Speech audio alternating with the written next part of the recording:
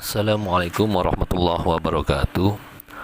Innal hamdalillah nahmaduhu wa nasta'inu wa nastaghfiruh wa na'udzu billahi min shururi anfusina wa min sayyiati a'malina. May yahdihillahu fala mudilla lahu wa may yudlilhu fala hadiya lahu. Asyhadu an la ilaha illallah wahdahu la syarika lahu wa asyhadu anna Muhammadan 'abduhu wa rasuluh. Allahumma shalli wa sallim wa barik ala sayyidina Muhammad wa ala ali sayyidina Muhammad. Hadirin kaum muslimin yang dirahmati Allah Subhanahu wa taala, tentu kita sudah memahami semua bahwa salah satu alasan kenapa Kanjeng Nabi Muhammad SAW diangkat sebagai seorang rasul, diangkat sebagai Kanjeng Nabi, diutus untuk menjadi rasul dan nabi di muka bumi ini tidak lain adalah sebagai figur yang merahmati seluruh alam semesta. Salah satu tugas Kanjeng Nabi Muhammad SAW yang tertuang dalam surat Al-Anbiya ayat 107. A'udzubillahi minasyaitonirrajim. Wa ma arsalnaka illa rahmatan lil alamin. Kami tidak mengutusmu kecuali untuk menjadi rahmat bagi semesta alam. Islam yang bermakna damai hadir dengan cara selalu menebar rahmat untuk seluruh alam, bukan hanya kepada sesama muslim.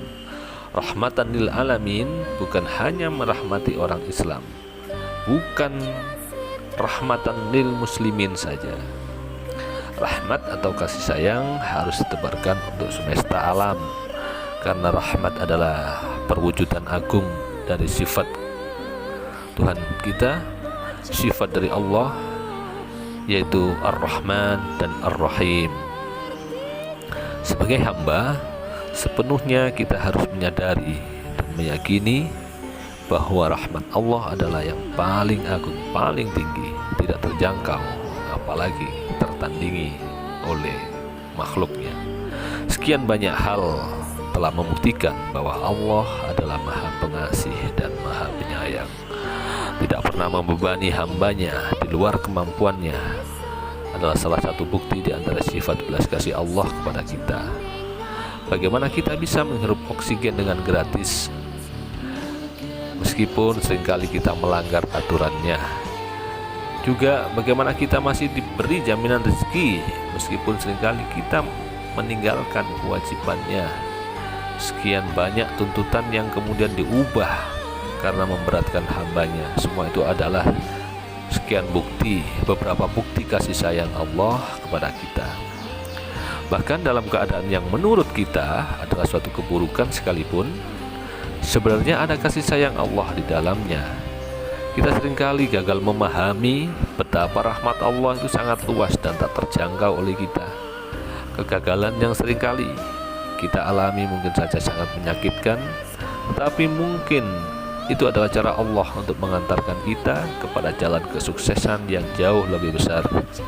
Dalam hal ini husnudzon akan rahmatnya adalah hal yang harus senantiasa kita lakukan.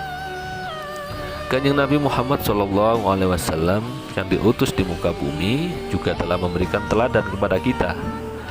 Beliau mengajarkan betapa Islam akan mudah disebarkan melalui sentuhan kasih sayang.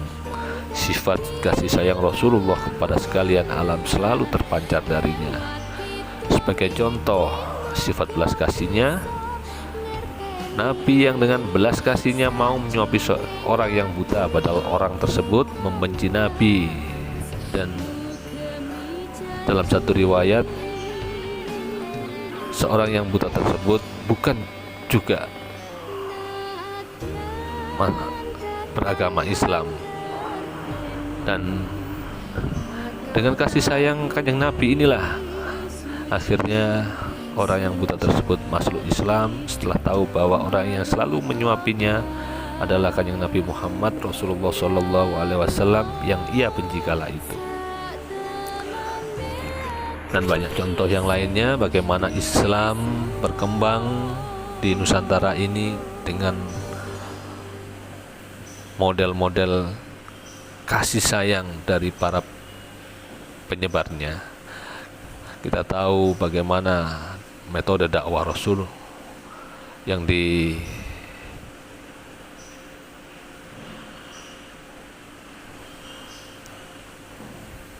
bagaimana kita tahu model dakwah kanjeng Nabi Muhammad yang diduplikasi oleh Wali Songo untuk menyebarkan agama Islam di Nusantara ini. Sebagai umat Islam, tentu kita harus selalu menghayati nilai-nilai kasih sayang Allah juga Rasulnya. Yaitu kasih sayang tidak terbatas hanya kepada satu golongan etnis tertentu saja, tidak juga hanya kepada satu agama saja, apalagi terbatas hanya kepada sesama anggota kelompoknya saja. Nilai kasih sayang harus nantiasa kita tebarkan kepada semua manusia, bahkan kepada semua makhluk Allah di muka bumi ini.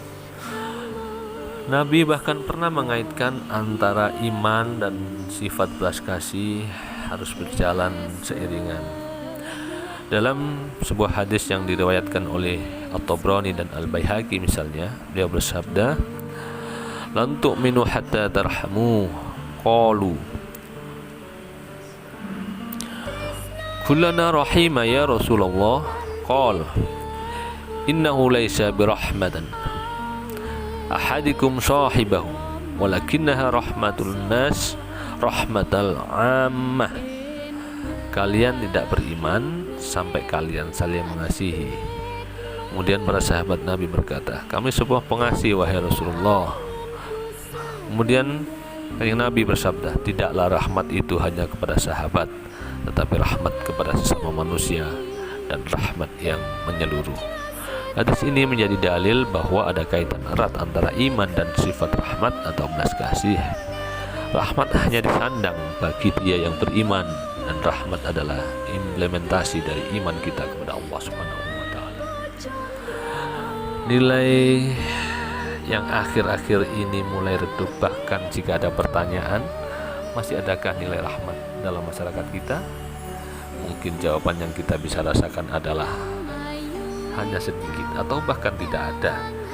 Kita bisa merasakan perseteruan terjadi di mana-mana, tidak hanya perseteruan antar negara, antar sesama anggota negara, dan agama pun mereka saling berseteru, saling menyakiti, bahkan saling membunuh.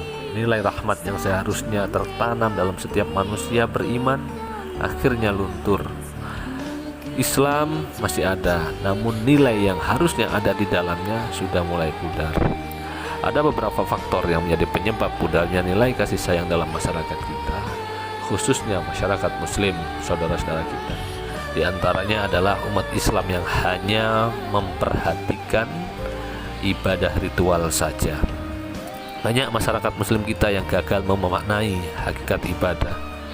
Mereka mengira bahwa ibadah adalah hanya tentang sholat, puasa, haji, dan ibadah ritual yang lainnya. Bahkan dalam melaksanakannya seringkali saling menjegal dan menyalahkan satu dengan yang lainnya. Mereka merasa bahwa ibadah mereka lah yang paling benar, mengira bahwa mereka adalah yang paling dekat dengan Allah, seakan-akan tidak boleh ada yang lebih dekat dengan Allah selain mereka, seolah-olah kunci surga telah dipegang oleh mereka. Keegoisan beragama inilah yang justru menghambat, bahkan melunturkan nilai kasih sayang kepada sesama manusia. Saling menjatuhkan dengan motif berlomba dalam beribadah itu tidak pernah dibenarkan. Mereka gagal memahami bahwa ibadah yang berwujud ritual harusnya tertuangkan dengan ibadah sosial kita.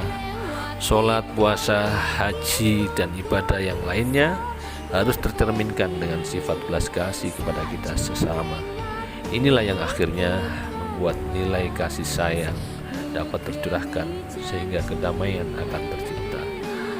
Bukankah sesuatu yang tumpah dari wadahnya adalah isinya? Begitulah seharusnya nilai Islam yang tertumpahkan dengan kedamaian dan kasih sayang kepada semesta alam. Hal ini tak lain karena apa yang menjadi kandungan isi dari Islam, dari wadah yang bernama Islam, adalah kedamaian dan kasih sayang. Wallahu a'lam bishawab. Mudah-mudahan ada manfaatnya. Wal afu minkum. Allahul muwaffiq la aqwamit thoriq. Assalamualaikum warahmatullahi wabarakatuh.